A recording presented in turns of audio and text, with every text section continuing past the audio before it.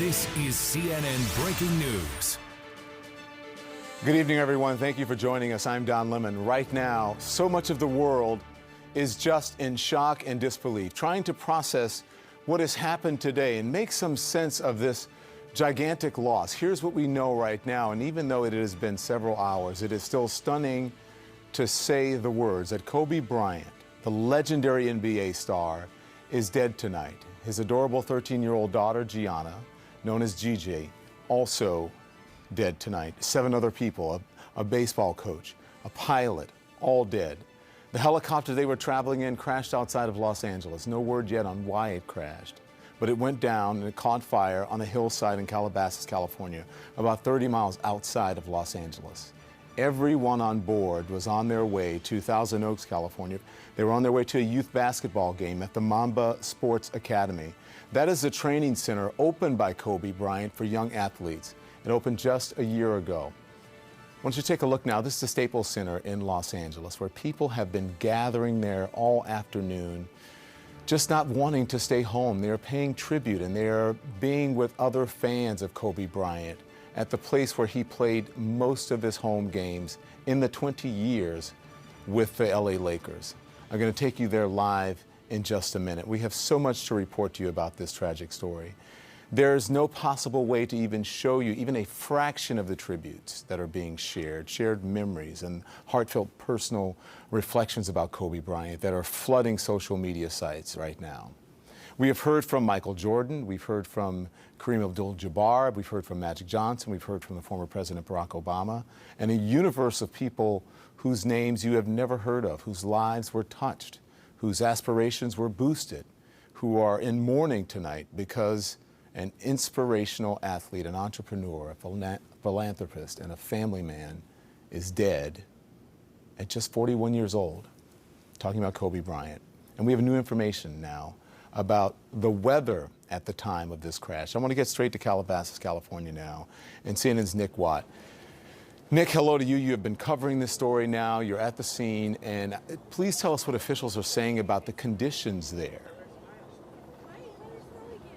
Well, you know, so far, Don, officials have said very little about the potential cause of the crash. You know, those 18 people from the NTSB are still in the air flying west. They'll land here late tonight. But the weather will clearly, Don, be a focus of this investigation. Now, we have heard from CNN's meteorologists that the humidity in that air this morning was maybe 100%. So that air would have been like soup. There was this marine layer that we often see in the mornings here in Southern California, plus a storm front moving through. So visibility was bad. You know, I spoke to a friend of mine who's a pilot who was planning to fly today and did not fly because of the weather. But Don, so far, absolutely nothing official from anybody official as to what the cause might be. I imagine we'll hear from the NTSB sometime tomorrow. Now, people around here, they report a thick fog this morning. They also report hearing a loud crash as that helicopter hit that hillside. And, you know, a fire broke out.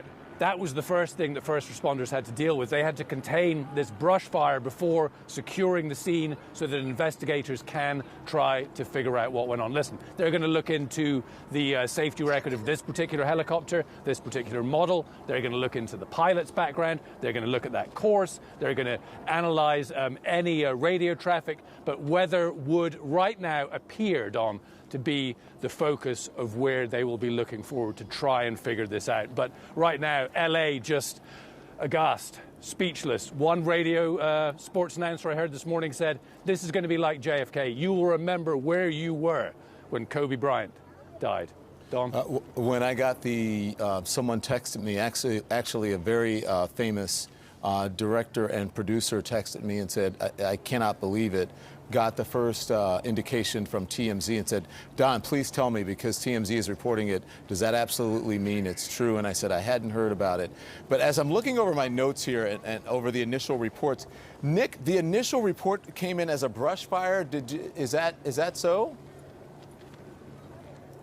Well, I am not sure about that, but that was certainly the initial thing that they had to respond to. And just going back to what you were texted there, one young girl came up to me about an hour ago and said, have they actually found Kobe's body?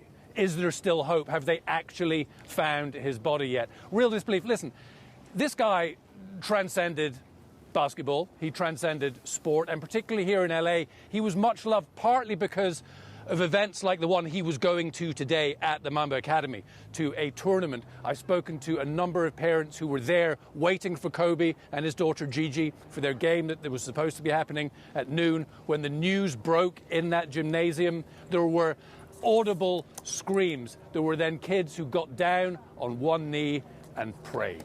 Don? Yeah, Nick, I just spoke to a father in Los Angeles who had to coach his daughter's basketball team today, and he said the mood was definitely somber at his daughter's gym and the basketball team there. Nick Watt joining us from Calabasas, California. Nick, we will get back to you, and if you get more information, let us know. Thank you, Nick Watt. We want to take a look now at the video. This is LeBron James arriving back in Los Angeles just a short time ago, and you can see, obviously, emotional. You can see him wiping his eyes.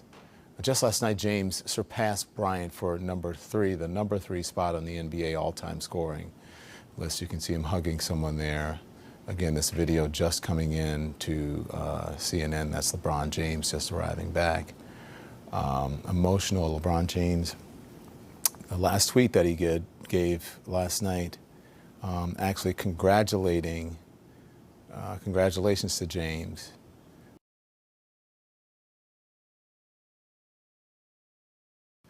You're looking at live pictures now from the Staples Center, outside the Staples Center in Los Angeles, and you can see there is a makeshift memorial and a tribute to Kobe Bryant. And I can't believe these words are coming out of my mouth. The late, and I'll add to that, great, legendary Kobe Bryant.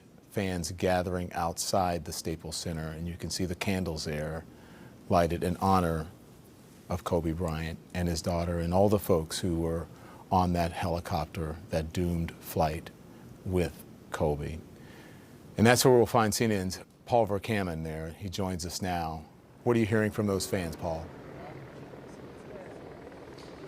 One of the first things that we heard is fan after fan had told us that they wished this was some sort of a joke, a mistake, an inaccuracy, just something on the internet that was wrong, that they just couldn't believe that Kobe had passed. But then once they got confirmation that he indeed had died, they wanted to come down here and share a moment with fellow Laker fans and honor Kobe Bryant. And two of them are here, cousins, Michelle and Ben. Tell us about what's going through your mind right now as you reflect on Kobe Bryant. My heart is so heavy. I don't think, Mamba. I still feel so surreal. Just thinking about when we went to his final game to this moment and just knowing that he's gone, it's just so hard for us to kind of comprehend. And our family has been such Laker fans, and it's brought us together, just watching games together, and just how inspirational Kobe has been for us. So it's really hard right now. So by that final game, the 60 points that he scored, that was astounding, you know, late in his career against the Jazz. Now I want to ask you, Ben, why does he seem to transcend basketball for so many people in LA? Well, you know what? He means a lot more than just basketball. What he does on and off the court, that's just something that he's always done. He's such a great motivational speaker. Just the things that he does off the court with the things he's doing with his daughter and just what's going on and how the tragedy's been taking place this morning. It feels like it's really a dream. It feels like it's like a nightmare that's been taking place here. So I feel like the best thing that we could do is just come out and support with other people and just cherish some of the memories that he has. Well said. I thank both of you for taking time out. That's the feeling down here. They're absolutely shocked, and Don, they are completely heartbroken over the loss of Kobe Bryant. Back to you. Paul Verkaman. Paul, thank you.